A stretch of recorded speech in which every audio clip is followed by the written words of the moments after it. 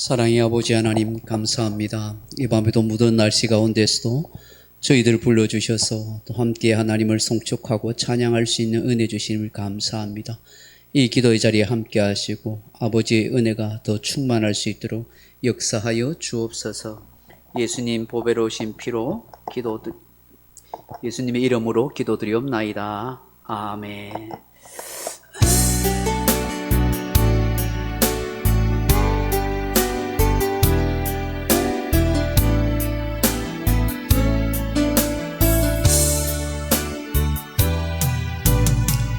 아버지 사랑합니다. 아버지 경배합니다. 아버지 채워주소서 당신의 사랑으로. 예수님 사랑합니다. 예수님 경배합니다. 예수님 채워주소서 당신의 사랑으로. 성령님 사랑합니다. 성령님 경배합니다. 성령님 채워주소서 당신의 사랑으로. 아버지 사랑합니다. 아버지 사랑합니다. 아버지 경배합니다. 아버지 채워주소서 당신의 사랑으로. 예수님 사랑합니다. 예수님 경배합니다. 예수님 채워주소서 당신의 사랑으로. 성령님 사랑합니다. 성령님 경배합니다. 성령님 채워주소서 당신의 사랑으로.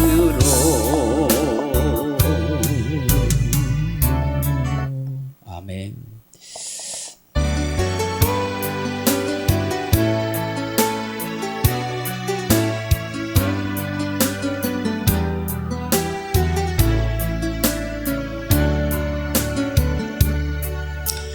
무엇과도 주님을 바꾸지 않으리.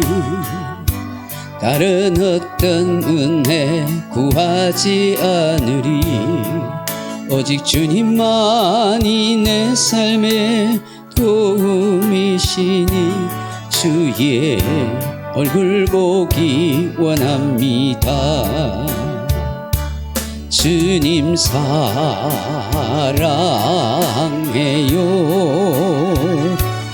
온 맘과 정성 다해 하나님의 진실한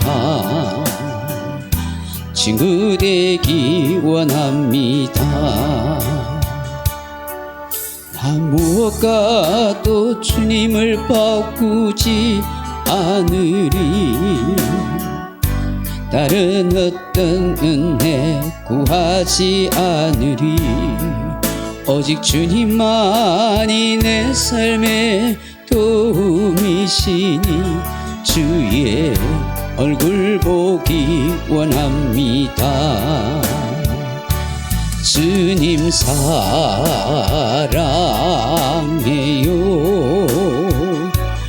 온 맘과 정성 다해 하나님의 신실한 친구 되기 원합니다. 아멘. 214장 찬송입니다. 찬송가 214장입니다.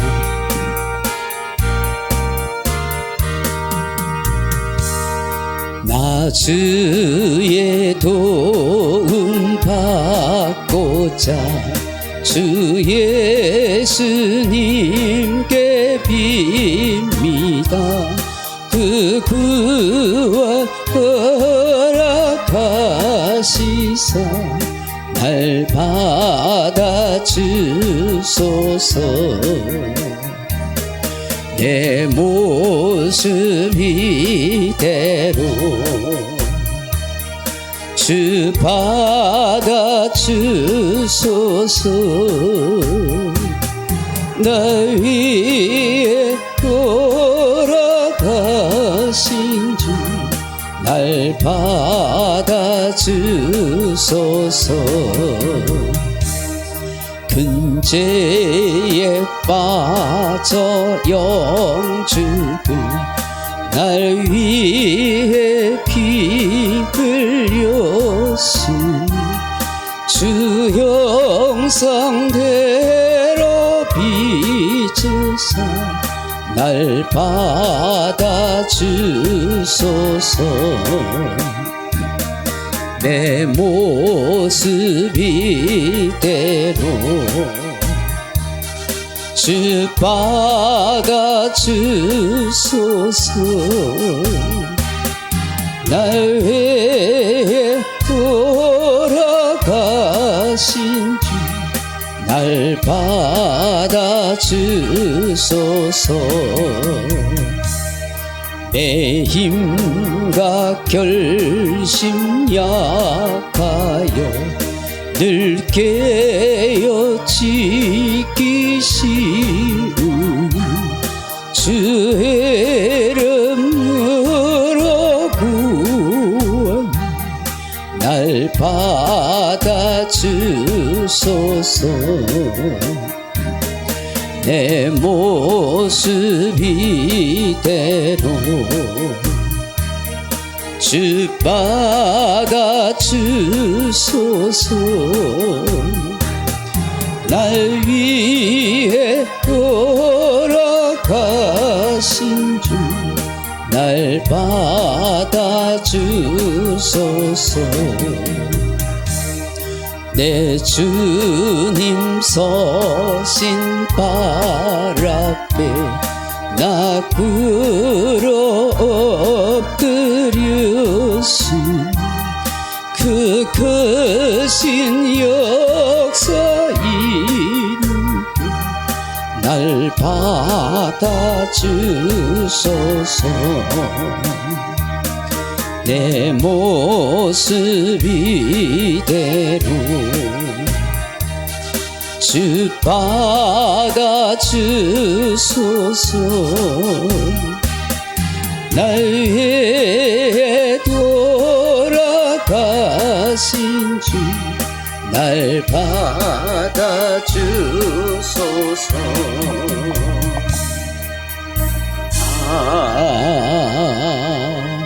아멘. 458장 찬송하십시다. 458장.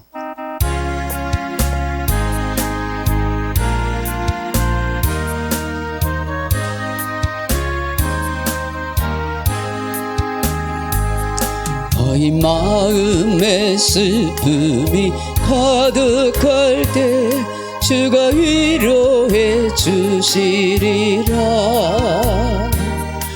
아침 해같이 빛나는 마음으로 너 십자가 지고 가라.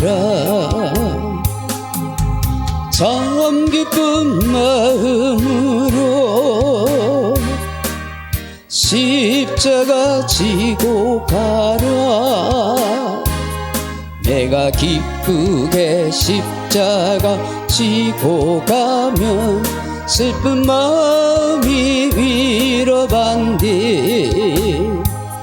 대를 따라서 주시는 은혜로서 가란 심령의 힘을 얻고 주가 언약한 말씀을 기억하고 너 십자가 지고 가라. 참 기쁜 마음으로 십자가 지고 가라. 내가 기쁘게 십자가 지고 가면 슬픈 마음이 위로받네. 내가 맡은 이 성실히 행할 때에 주님 앞에서 상 받으리. 주가 베푸신 은혜를 감사하며 너 십자가 지고 가라. 참 기쁜 마음으로 십자가 지고 가라. 내가 기쁘게 십자가 지고 가면 슬픈 마음이 위로받네. 아멘. 마지막 60장 찬송하십시다. 60장입니다.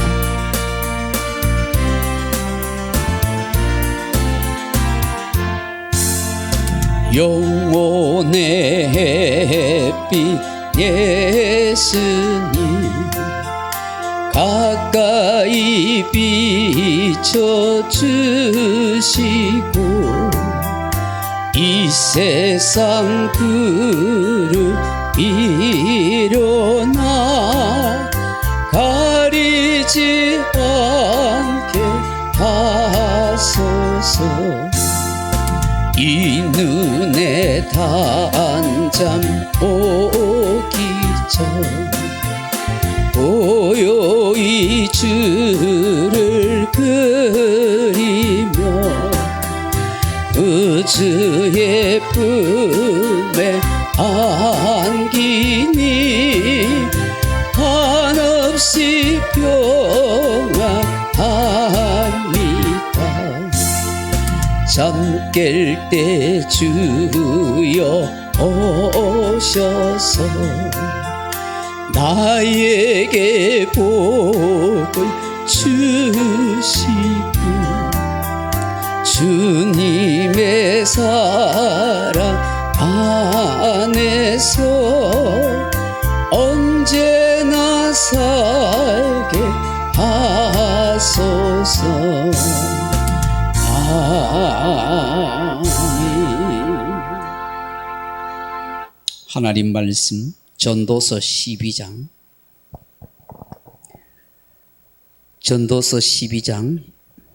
1절에서 8절 말씀까지 같이 읽겠습니다. 전도서 12장 1절에서 8절입니다. 구약성경 959페이지 전도서 12장 1절에서 8절 말씀 같이 한번 읽어보십시다. 전도서 12장 1절에서 8절입니다. 너는 청년의 때에 너의 창조주를 기억하라. 곧 공간 날이 이르기 전에 나는 아무 낙이 없다고 할 해들이 가깝기 전에 해와 빛과 달과 별들이 어둡기 전에 비 뒤에 구름이 다시 일어나기 전에 그리하라. 그런 날에는 집을 지키는 자들이 떨 것이며 힘 있는 자들이 구부러질 것이며 맷돌질 하는 자들이 적음으로 그칠 것이며 창들로 내다보는 자가 어두워질 것이며 길거리 문들이 닫혀질 것이며 맷돌 소리가 적어질 것이며 새의 소리로 말미암아 일어날 것이며 음악하는 여자들은 다 새하여질 것이며 또한 그런 자들은 높은 것을 두려워할 것이며 길에서는 놀랄 것이며 살구나무가 꽃이 필 것이며 메뚜기도 짐이 될 것이며 정욕이 그치리니 이는 사람이 자기의 영원한 집으로 돌아가고 조문객들이 거리로 왕래하게 됨이니라. 은줄이 풀리고 근거없이 깨어지고 항아리가 샘 곁에서 깨지고 바퀴가 우물 위에서 깨지고 흙은 여전히 땅으로 돌아가고 영은 그것을 주신 하나님께로 돌아가기 전에 기억하라. 전도자가 이르되 헛되고 헛되다 모든 것이 헛되도다. 아멘. 구약 성경 한 장 예레미야서 한 장 더 찾아봅니다. 예레미야 1장 1장 11절 12절 말씀입니다. 예레미야 1장 11절 12절 말씀입니다. 1051페이지입니다. 구약 성경 1051페이지 전도서 뒤에 이사야 다음에 예레미야입니다. 전도서 뒤에 아가서, 이사야, 그 다음에 예레미야 1장 11절 12절 말씀 같이 봅니다. 찾으셨으면 같이 읽겠습니다. 예레미야 1장 11절 여호와의 말씀이 또 내게 임하니라. 이르시되 예레미야야 내가 무엇을 보느냐 하시매 내가 대답하되 내가 살구나무 가지를 보나이다. 여호와께서 내게 이르시되 내가 잘 보아도다. 이는 내가 내 말을 지켜 그대로 이루려 함이라 하시니라. 아멘. 사랑하는 성도 여러분, 우리는 지난 몇 주간 성막 시리즈에서 이 지성소의 법궤 안에 있는 세 가지 성물에 대해서 말씀을 나누었습니다. 이런 법궤 안에 세 가지 성물이 있었죠. 그 첫째가 뭐였죠? 첫째가 만나를 담은 항아리, 두 번째가 뭐였죠? 돌비에 새겨진 십계명. 그 세 번째가 뭡니까? 아론의 상난 지팡이. 그죠? 이 상난 지팡이가 이 법궤에 그렇게 하나님이 두라고 이 세 가지 성물을 두도록 그렇게 말씀하셨어요. 지난주에 우리가 아론의 상난 지팡이를 말씀을 같이 나눴습니다. 이 아론의 이 지팡이에 살구 꽃이 피고 살구 열매가 맺게 되었다. 이 살구나무, 이 살구꽃, 살구 열매는 실제 이스라엘 나라에서는 어떤 나무라 했어요? 아몬드 나무라 했어요. 아몬드 꽃, 아몬드 열매, 아몬드 나무다라고 그렇게 말한다고 했어요. 이게 중국에 복음이 전해지다 보니 중국의 이 한자어에서 이 아몬드 나무와 비슷한 게 살구나무예요, 모양이. 그래서 중국에는 아몬드 나무가 없는 거예요. 그래서 이 아몬드 나무를 번역하다 보니까 살구나무, 살구꽃 그렇게 번역해서 우리 한글 성경에도 그렇게 기록하고 있는데 실제로는 무슨 나무라고요? 아몬드 나무. 아몬드 꽃이 피고 아몬드 열매가 맺는다 했습니다. 이 아몬드의 히브리어의 뜻이 뭐라고 했어요? 말이 사케드 하는 사케드. 깨어있다, 깨우다, 각성시키다, 지키다, 보호하다 하는 이런 뜻을 가지고 있다. 그렇게 했었어요. 우리가 지난주에 말씀을 잠깐 살펴보았지만 이 모세와 아론에 대해서 원망하고 반역했던 이 레위 족속의 고라 일당과 그 무리들이 그에 또 동조하던 이스라엘의 250명의 족장들과 지도자들이 그야말로 한꺼번에 다 죽게 되잖아요. 고라 일당들은 땅이 갈라져서 거기에 다 파묻히고 그리고 250명은 향로에 불을 가고 있다가 그 불이 나와가지고 250명은 다 타 죽고 그에 대해서 또 원망 불평하던 이스라엘 백성들에 의해서 하나님이 연병을 일으켜서 만 몇천 명이 죽는 그런 끔찍한 일이 있었는데 이 모세와 아론의 중보 기도 때문에 더 이상 재앙이 번지지 않고 그쳤더라. 이 기도 때문에 그렇게 된 것이죠.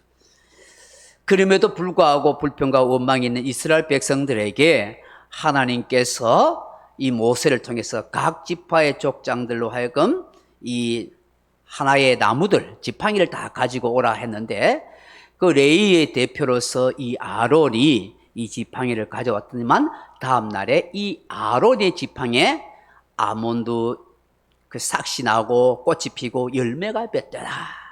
하나님이 아론의 아론에게 대제사장직을 주셨다. 그로 통해서 무엇하라고요? 사케드. 이스라엘을 위해서 밤새 기도하고 이스라엘 백성들을 깨우는 하나님의 대제사장으로 이 아론을 세우셨다 하는 것을 보게 하셨다 하는 것입니다. 그래서 이 아론의 기도를 통해서 이스라엘을 지켜주시고 보호해 주시겠다는 증표로 보여주신 것이다. 이 아론의 대제사장이 누구냐? 바로 예수님의 모습이고 예수님의 사역이다.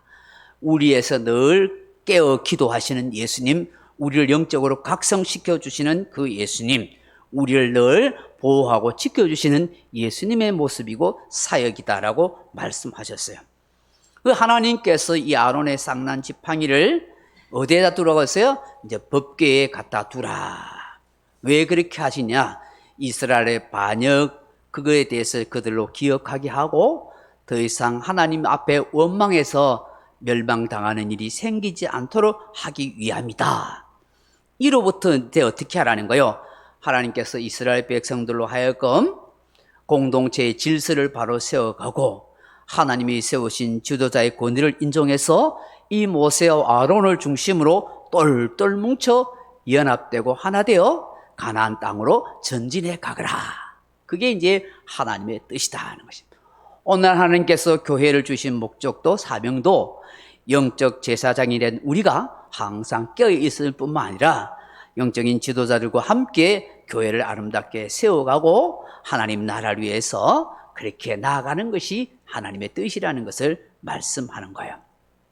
전에 몇 번 설교한 적도 있지만 오늘 이 아몬드 나무, 아몬드 꽃, 아몬드 열매와 관계되는 이 성경 구절을 함께 살펴보면서 은혜를 함께 나누었으면 좋겠다 싶습니다. 여러분, 이 살구나무, 이 아몬드 나무와 함께 이것이 나오는 성경 구절이 창세기부터 시작되는데요. 창세기 28장 10절 이하에 보시면 여러분, 야곱이 형 에스의 미움을 받았어. 그 장자권과 장자의 축복을 빼앗은 것 때문에 아버지 이삭이 죽을 날이 가까우니까 이 형 에스가 야곱을 죽이려고 하잖아요. 이것을 알았던 어머니 리브가가 멀리 하란에 있는 외삽종 라반의 집으로 이 야곱을 보내게 돼요. 그때 야곱이 정처 없이 그 먼 나라까지 가게 될 때에 그때 밤이 기울어서 돌베개 하나 가지고 잠이 들게 된 그 지역이 어디라고요? 성경을 많이 읽었잖아요. 그 지역이 베델이라 해요. 베델. 베델의 뜻이 뭐예요? 하나님의 집이죠. 하나님의 집. 그 돌베개하고 누웠는데 꿈에 하나님께서 그죠? 꿈에 사닥다리가 보이는데 천사가 오르락 내리락 하는 걸 보게 되고 그리고 하늘에 하나님의 음성을 듣게 돼요. 하나님께서 야곱을 사랑하시고 야곱과 언약을 맺어주시고 너를 통해서 이 땅을 주시겠다. 이 땅의 자손들을 많게 하시겠다고 축복을 주시고 야곱이 서원하면서 언약을 맺게 되잖아요. 그리고 잠에서 깨어나서 이곳이 베델 하나님의 집이다 하고 누가 명해요? 베델, 이제 야곱이 이름을 짓잖아요. 근데 그곳의 원래 이름은 무엇이었을까요? 루스였더라. 루스. 창세기 28장 19절에 보면 그곳 이름을 베델이라 하였더라. 이 성의 본 이름은 루스더라 하였습니다. 이 루스라는 말이 원래 있던 루스라는 말이 편도나무, 호도나무 혹은 아몬드 나무가 많은 지역이라는 뜻이란 말이에요. 그래서 이 아몬드 하는 말이 사케드 히브리어지만 세모노스는 루스, 이게 바로 아몬드 나무라 이름이라 한 뜻을 가지고 있는 거예요. 그럼 이 루스라는 말이 이 뜻이 뭐냐면 길을 잘못 들다 하는 뜻을 가지고 있다고요. 그럼 여러분 루스가 베델로 바뀌었다는 것을 여러분 우리가 영적으로 어떤 의미를 가질 수 있을까요? 길을 잘못 든 인생이 하나님을 만나니 그 잠자리가 그 삶의 자리가 하나님의 집이 되더라는 거예요.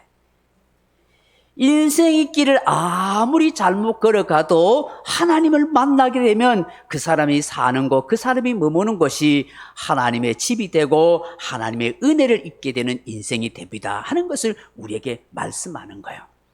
근데 이 루스란 말이 히브리어로 루스인데 굽히다, 구부리다, 굴복시키다, 숙이다 하는 뜻을 가지고 있어요.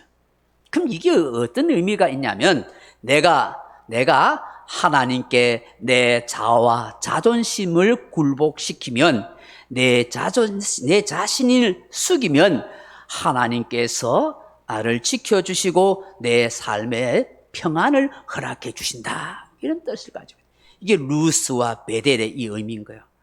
하나님 앞에 내 자아가 깨지고 내 자존심을 굴복시키면 내 인생에 하나님의 집이 함께해서 하나님의 평안이 함께하시고 하나님이 샤케드 지켜주시는 은혜가 함께한다는 것을 말씀하는 것입니다.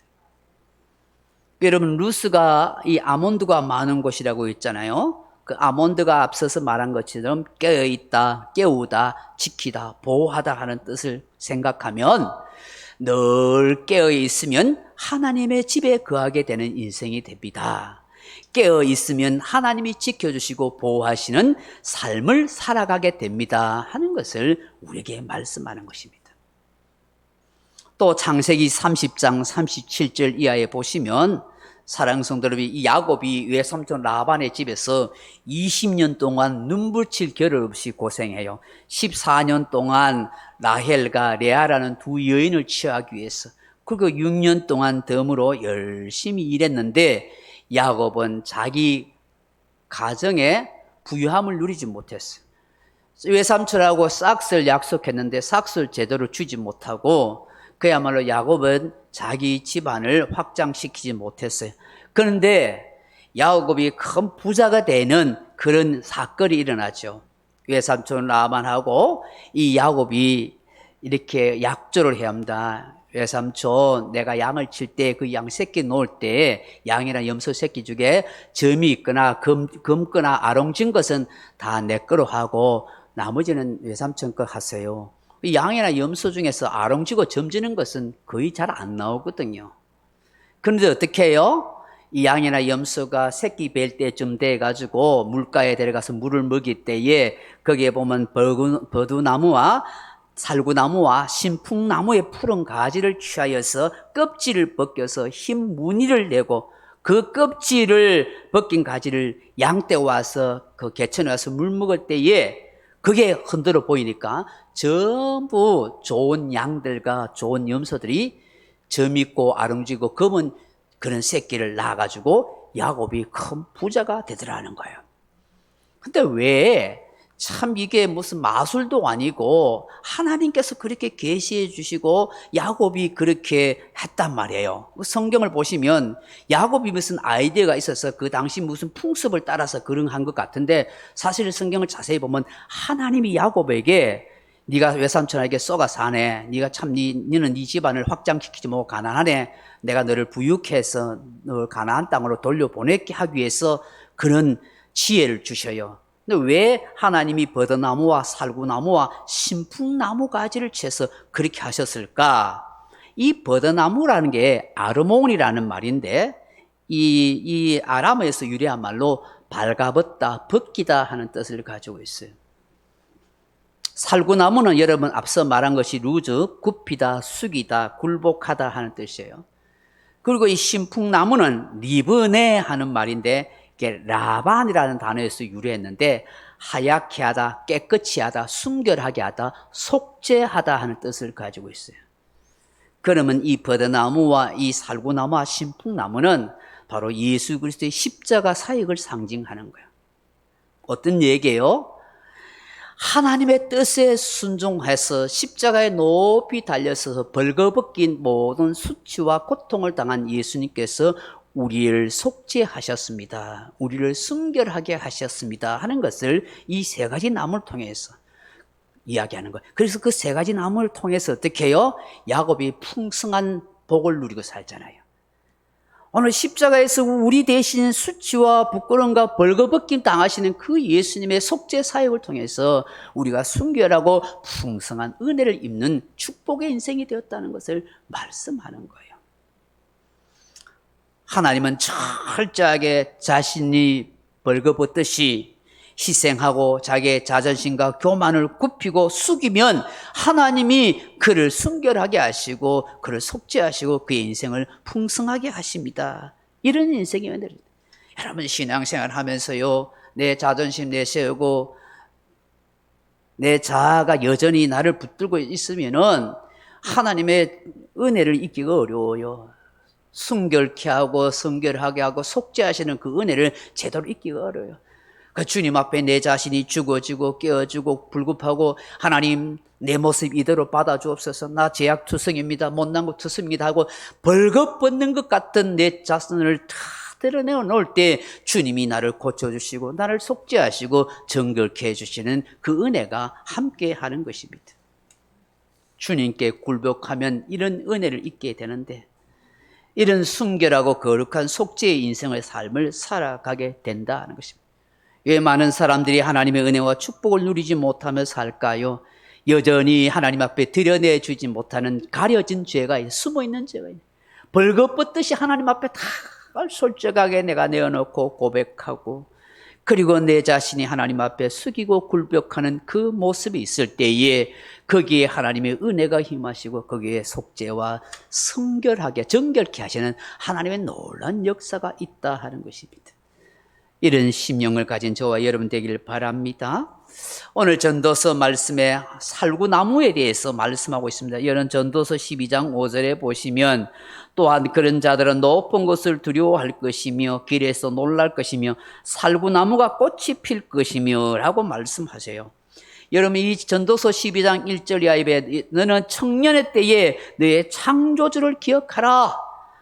공고한 날이 이르기 전에 아무 낙이 없다고 할 해들이 가깝기 전에 해와 빛과 달과 별들이 어둡기 전에 여기에 이게 유대 문학적인 표현인데 해와 빛과 달과 별들이 어둡다는 것이 뭐냐면 육체의 죽음이 다가온다 그 의미예요. 어둡다는 것은 이게 상징적인 해석이에요. 그리고 여러분 3절 이하에 보면 이 모습은 사람이 늙어가고 병들어가는 것을 상징적으로 표현해놨어요. 그래서 제가 다 설명드리지는 못하겠고요.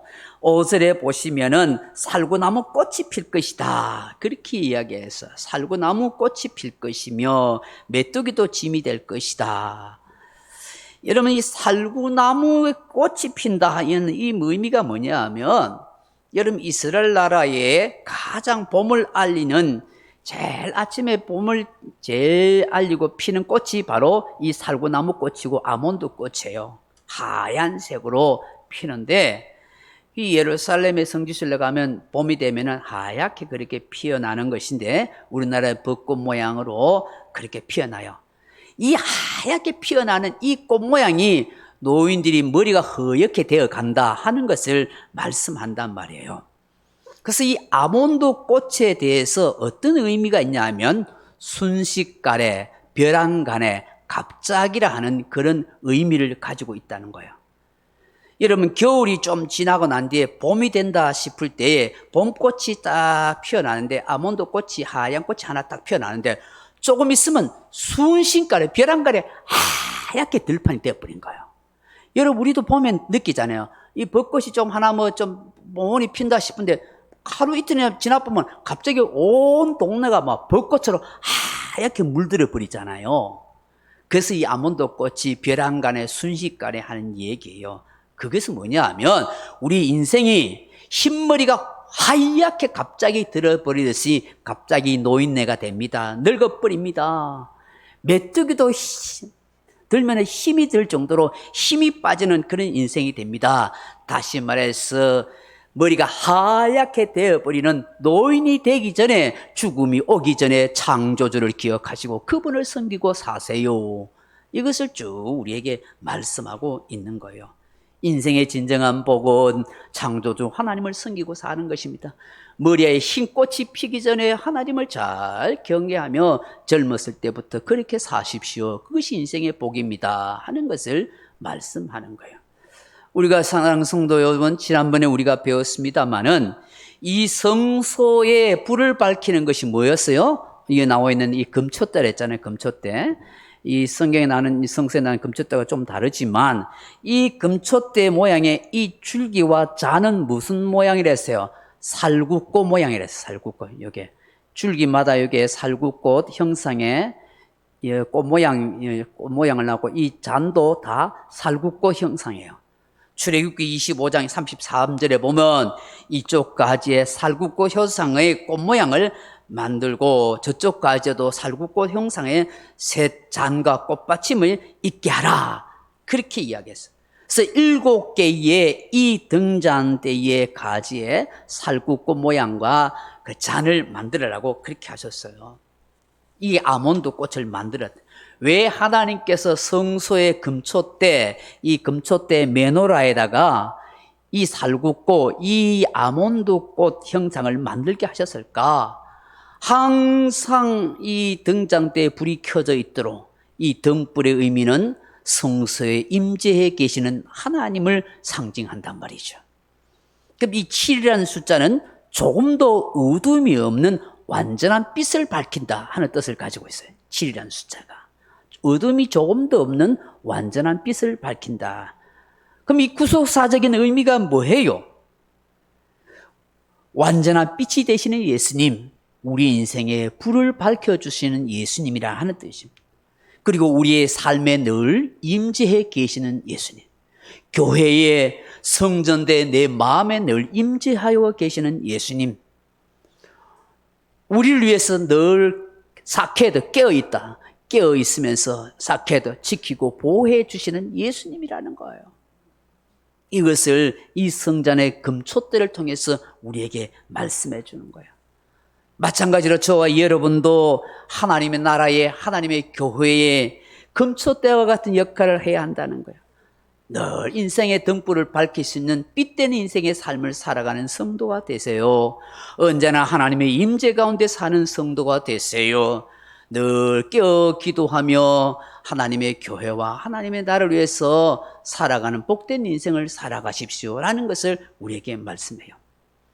사랑하는 성도 여러분, 이스라엘 나라의 국회의사당 앞에 가면 이 메노라, 이 금촛대 모양을 한 것이 있어요. 큰 금촛대에 이 메노라가 있는데 이 살구나무 형상을 한 것인데 이거는 7가지가 아니고 그거는 8개의 가지가 나와 있대요.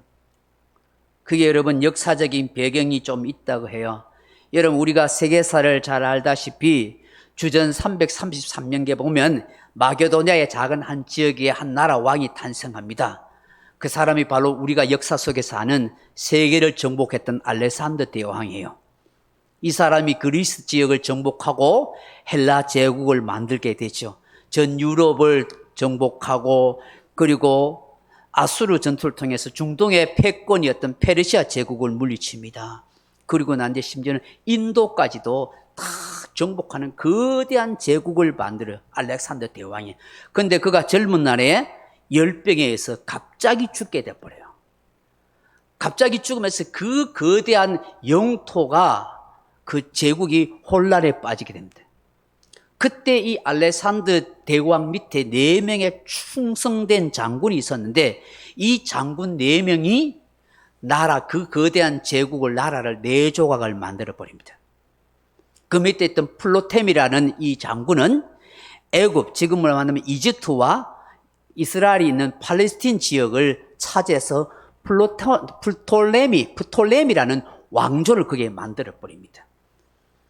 그리고 또 한 사람이 있습니다. 셀루쿠스 장군이 있는데 이 사람은 지금은 말하면 북쪽 시리아 지역에, 시리아와 바벨론 지역에 거기에 차지해서 셀루쿠스 왕조를 세우게 돼요. 그리고 또 한 명의 장군이 있는데 이 사람은 뭐냐면 지금의 구소련 연방이었던 저 흑해 지역인 아르메니아와 그 주변 지역이에요. 불가리아 지역 정도인데 성경에는 비두니아, 트리키아 지방에 그렇게 차지하는데 그게 바로 리스마쿠스라는 장군이 그곳에 나라를 세우게 됩니다. 그리고 원래 이 헬라 제국이 있었던 그 유럽 쪽에 그리스 반도 쪽에 있는 마게도냐와 그리고 그 그리스 지역에 있는 모든 반도에 카산드라는 장군이 그곳에 나라를 세우게 됩니다.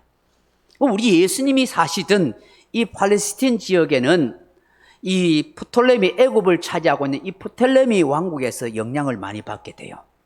톨레미 왕조라고도 해요. 그래서 늘 영향을 받았는데 이 이스라엘 팔레스틴 위쪽의 시리아 지역에 차지하고 있던 이 셀루큐스 왕조가 수시로 이 팔레스틴 지역을 늘 정복하려고 전쟁했었어요. 이 툴레미 왕조와. 그러다가 이 안티오코스, 이 셀루쿠스 왕조의 안티오코스 3세 때에 여기에 있는 이 남쪽에 이 톨레미 왕조의 프톨레미 5세와의 싸움에서 승리해서 이스라엘 땅을 다 차지하게 됩니다.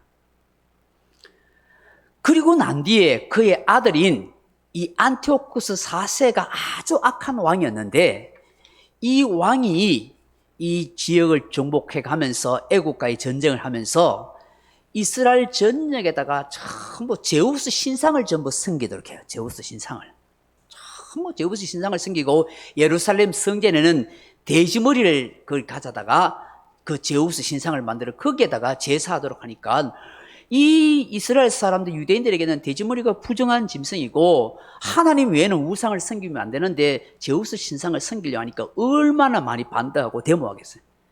그런데 이 에피코너스, 이 안티오쿠스 4세는 아주 악한 왕이 되어서 그 예루살렘 성전에서 유대인들을 막 대량으로 학살해 죽입니다. 반란하는데. 이 안티오쿠스 자세가 자신이 굉장한 영향력 있는 사람이다. 나는 신의 현현이라 이래가지고 자기 이름을 에피파네스 이름을 바꿔요. 안티오쿠스 에피파네스. 나는 신의 현현인 왕이다. 자기를 섬기게 하고 막. 그리고 엄청난 유대인들을 학살하고 제우스 신상을 막 세우도록 했다. 그때 당시에 이 예루살렘에서부터 이 텔아비브로 내려가는 한 모디인이라는 지역이 있는데 거기에 있는 제사장인 마타디아스라는 사람이 있어요. 마티디아스라는 사람이 있는데 그의 5 아들과 함께 반란을 일으킵니다. 반대를 합니다. 우리는 절대로 제우스 신상을 세울 수 없고 그게 절할 수 없다라고 그렇게 합니다. 그렇게 5명의 이 아들 제사장과 이 아들들이 함께 반란하니까 그 당시 유대 경건주의자들인 하시딤이라는 경건주의자들이 함께 세력을 규합해서 이 수리아군, 이 셀루키스 왕조, 이 안티오코스 에피파네스와 전쟁을 합니다. 근데 워낙 강한 군대니까 이 싸워봐야 되지 못해요. 그러니까 결국 뭐냐면 게릴라전을 합니다. 근데 이 제사장인 마티디아스는 얼마 안 있다가 이 전쟁에서 죽고 난 뒤에 그의 아들인 유다가 있는데 이 유다란 아들이 굉장히 머리가 영특해서 게릴라전을 통해서 이 정규군인 이 안티오코스 에피파네스의 이 군대를 계속 괴롭히고 격파하는 거예요. 그 게릴라 전법이 바로 이 마캅이라는 건데 이 망치란 뜻이에요. 망치를 치듯이 그렇게 괴롭혀요. 그래서 이 일을 마카비 혁명이라 성경 역사 속에서 그렇게 이야기하고 있어요. 그래가지고 이 유다가 이 안티오코스 이 군대를 다 몰아내고 예루살렘 성전을 탈환하게 됩니다. 제가 역사 이야기를 좀 하니까 뭐 이해하세요. 그래야 알아야 여러분 성경을 좀 이해할 수 있으니까. 왜냐하면 이거는 성경의 역사 속에 나오는 게 아니라 세계사 속에 나오는 성경 이야기예요. 왜냐하면 구약은 말라기로부터 BC 한 300 몇십 년 전에 끝났어요. 그러면 신약 시대가 시대되면서 제일 먼저 기록된 성경이 뭐냐면 마태복음도 아니고 성경학자들은 마가복음이라고 그래요. 그러면 이 역사에 한 400년이 비어요. 성경 역사에서. 그 역사에 암흑기를 하는데 그 시대에도 성경 역사는 쓰여지고 있고 세계사 속에서 사람이 살고 있고 유대인들이 살았다. 그 시대에 이 팔레스틴 지역에 어떤 일이 일어났느냐. 바로 헬라 제국이 지배하였고 훗날에 로마 제국이 지배하는 역사였어요. 근데 성경성에 나타나는 것은 페르시아, 즉 에스더가 왕비가 되었던 페르시아 제국까지 이야기가 나와요. 그리고 선지자들 통해서 하나님이 이 나라, 그 유대 나라가 멸망한 것에 대한 예언을 나오잖아요. 그게 바벨론에서 나라가 망하고 포로되어 온 것 정도만 기록되고 만 거예요. 그 역사 속의 이야기를 여러분 좀 하는 거죠. 그래가지고 이 유다 마카비에서 이 수리아군들을 다 몰아내고 예루살렘 성전을 깨끗이 청결하게 만들어요. 그 일을 통해서 유다 나라에 뭐가냐 하누카라는 수전절이 생겨서 유대인들은 지금까지도 하누카 수전절 절기를 지켜요. 그래서 가정에서 촛불을 켜놓고 이 금초대 만들어놓고 촛불 켜놓고 함께 행사를 하고 축제도 하고 그렇게 해요. 이 성경 속에 이 수전절에 딱 한 구절 나와요. 요한복음 10장 22절에 보면은 예루살렘에 수전절이 이르니 때가 겨울이라 하는 이 말씀이 하나 나와요. 유대력으로 말하면 한 12월 25일인데 우리의 성탄절 절기와 비슷한 시기예요. 그 일세를 하면 이 유다 마카비가 예루살렘 성전의 성소에 들어갔더니 이 금초대에 불이 켜져 있는데 기름이 하루치밖에 없더라는 거예요. 그런데 이 기름이 이 성전에 불이 꺼지면 안 되는데 8일 동안 불이 계속 피어나더라는 거예요. 그래서 그때부터 이 금초대를 8개를 만드는 거예요. 그럼 이스라엘 사람들에게 8은 뭐냐면 새로운 출발이. 야, 하나님이 이제 새 시대를 이루고 우리가 그럼 새로운 시대를 새 출발을 하도록 하시는구나 하는 것을 그렇게 알았어요. 이 유다 마카비가 주전 160년경에 이 엘리야스 전투에서 사망하고 난 뒤에 그의 형제인 요나단이 뒤를 이어서 혁명을 완성하고 그 이스라엘 영토를 많이 확보하게 돼요. 그리고 난 뒤에 하소모니아 왕조를 세울 수 있는 기초를 세우고,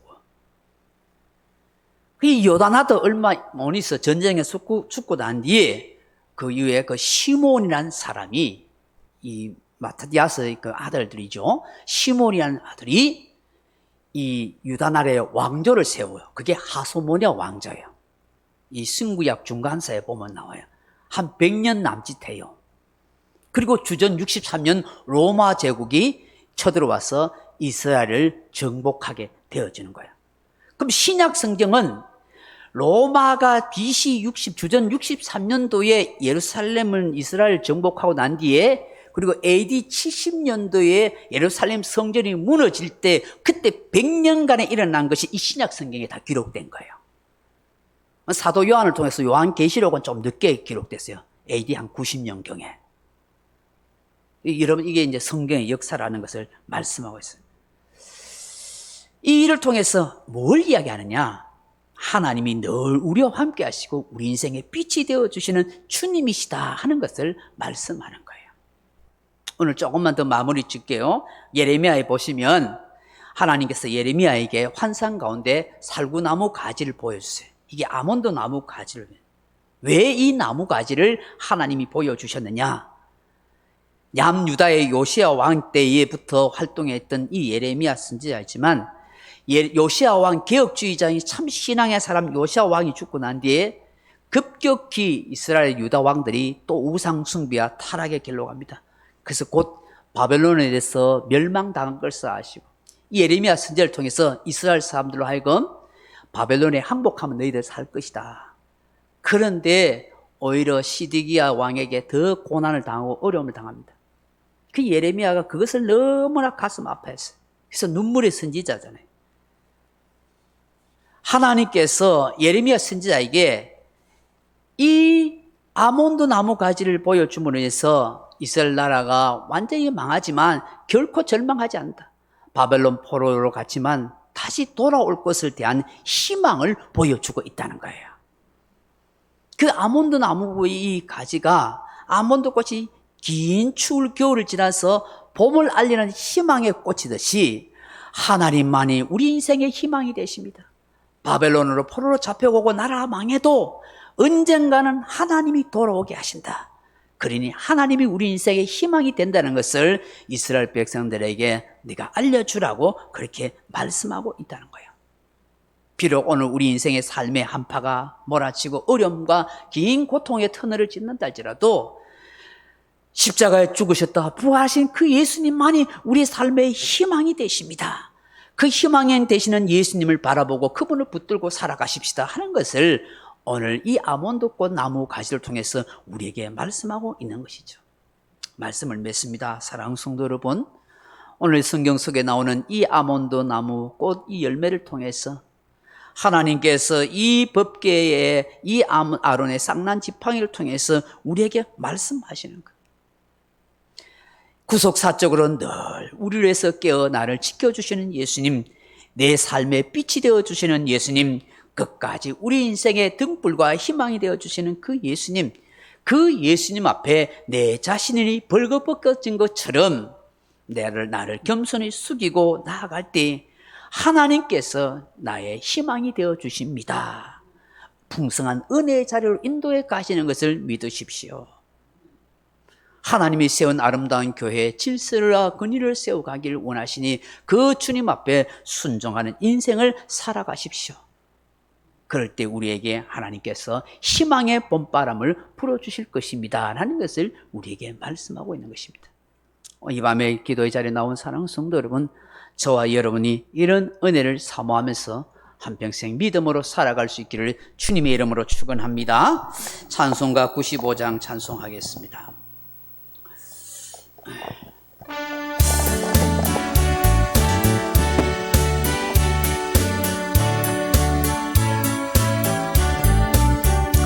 나의 기쁨 나의 소망 되시며 나의 생명이 되신 주 밤낮 불러서 찬송을 드려도 늘 아신 마음 뿐일세 나의 사모하는 선한 목자는 어느 꽃다운 동산에 양의 무리와 늘 함께 가셔서 기쁨을 함께 하실까 길도 없이 거친 넓은 들에서 갈 길 못 찾아 애쓰며 이리저리로 헤매는 내 모양 저원수조로 하도다 주의 자비로 꼭 화평한 얼굴 모든 천사도 반기며 주의 놀라운 진리의 말씀에 천지가 받아하도다 나의 진정 사모하는 예수님 음성조차도 반갑고 나의 생명과 나의 참 소망은 오직 주 예수 뿐일세 아멘. 말씀 생각하면서 나라와 가정과 교회와 민족과 우리 자녀들 위해서 함께 기도하시다가 돌아가시기 바랍니다. 기도하겠습니다. 아버지 하나님 고맙고 감사합니다. 예수님만이 우리 인생의 희망의 꽃이요 열매요 나무가 되어주신 것 감사합니다. 예수님이 우리 인생의 아몬드 꽃이요 아몬드 나무의 열매가 되어주시는 것 감사합니다. 늘 우리를 위해서 깨어 기도하시는 예수님, 우리를 늘 지켜주시고 보호하시고 우리 영적으로 늘 각성시켜주시는 사케드 되시는 주님, 허물 많고 죄 많은 우리 인생의 등불이 되어주시는 주님, 수치스고 벌거벗은 우리를 대신해서 십자가에 높이 달렸습니다. 그 수치와 벌거벗음을 다 담당하시고 우리를 속죄하시고 정결케 해주신 예수님, 그 예수님 통해서 오늘도 우리가 살아갑니다. 내가 조금만 주님 앞에 마음을 굽히고 내가 내 자아를 내 자존심 내려놓고 하나님의 하나님의 풍성한 은혜를 입고 정결한 인생을 살아가는데 늘 부끄럽고 죄스러운 인생이 될 때가 많아 늘 주님 앞에 풍성한 은혜를 입지 못하는 이 못난 교만과 이 악한 자아 때문에 하나님 앞에 늘 죄스러운 인생 오 주님 인도하여 주옵소서. 순식간에 별 한간에 사라질 우리 인생이 살구나무 꽃이 발짝 피듯이 곧 우리에게도 늙음이 찾아오는데 하나님 창조주를 기억하면서 하나님을 잘 섬겨할 수 있도록 도와주시기를 간절히 주님만이 내 인생의 희망이 되어주십니다. 아버지 하나님 늘 주님 소망 가운데 살아가게 하여 주시옵소서. 늘 영적으로 각성하며 날마다 하나님 앞에서 새로운 삶의 출발을 아껴갈 수 있는 복된 인생 다 되게 하여 주시기를 간절히 빌고 원합니다. 아버지 하나님 오늘도 풍성한 은혜 가운데 살아가게 하심을 감사합니다. 하나님이 세우는 아름다운 질서를 세워가고 주께서 세우는 권위에 순종하며 함께 하나님의 나라를 연합으로 이루어갈 수 있고 공동체를 세워가고 주의 영광을 나타내는 복된 교회와 성도가 될 수 있도록 역사하여 주시기를 간절히 빌고 원합니다. 아버지 하나님 우리의 마음이 완악하고 교만하지 않게 하시고 진실되고 겸손할 수 있게 하시옵소서. 늘 피로 값주고 산 교회와 하나님의 영광을 나타내는 우리들이 다 되게 하소서. 성도다운 성도의 삶을 살아가게 하시고 복된 인생의 믿음을 살아가시도록 주님 역사하여 주시옵소서. 주님 우리의 삶의 소망이 되어주시고 희망이 되어주시고 아버지